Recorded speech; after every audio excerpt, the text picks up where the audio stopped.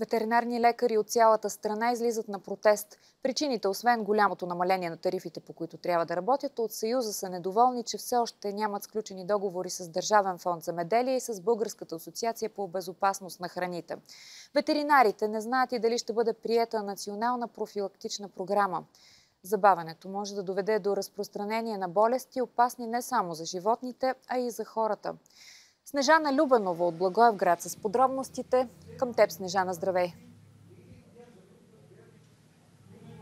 Здравейте! Намирам се в една от ветеринарните лечебници в Благоевград, където преди всичко се преглеждат дребни животни, но ветеринарите, упражняващи професията в област Благоевград, наброяват 60 души, като около 30 от тях изключително са специализирани и обслужват фермите на територията на региона. До мен е доктор Никола Кирянски, който от години работи с едри животни. Доктор Кирянски, какво не беше взето предвид тази година в Държавната профилактична програма?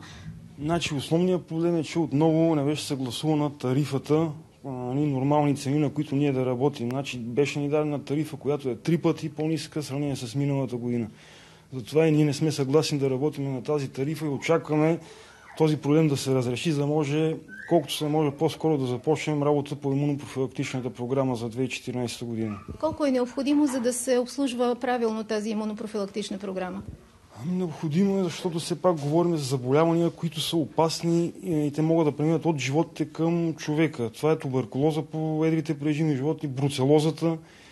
Като пари говоря, колко е необходимо?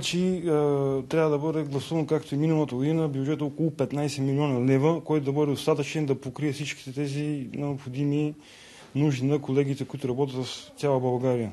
Тази програма тази година е предвидено поне 3 пъти по-ниски тарифи. Да, точно заради това протестирате. За какво ще ви стигне? Точно това е проблема и затова ние протестираме, понеже тези пари са намалени 3 пъти и те просто не могат да стигнат и да осигурят необходимото. Имаме големи разходи, това е разходи за транспорт. Да ви попитам, какви са опасностите за хората? Опасни са големи два заболявания, които могат директно от живота да бъдат пренесени и към човека.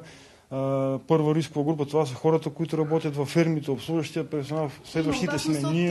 От зарази, от болести, да ви разбирам. Да, говорим даже за една бруцелоза, не дай се Боже да се появи. Това е заболяването, което не един-два души са загинали. Има смъртни случаи. Да. От Българския ветеринарен съюз са категорични, че новата тарифа ще бъде оспорена в съда, а случая ще бъде отнесен също така и към Европейската комисия. Колеги, към вас. Благодаря ти, Снежана Любенова, за протеста на ветеринарите.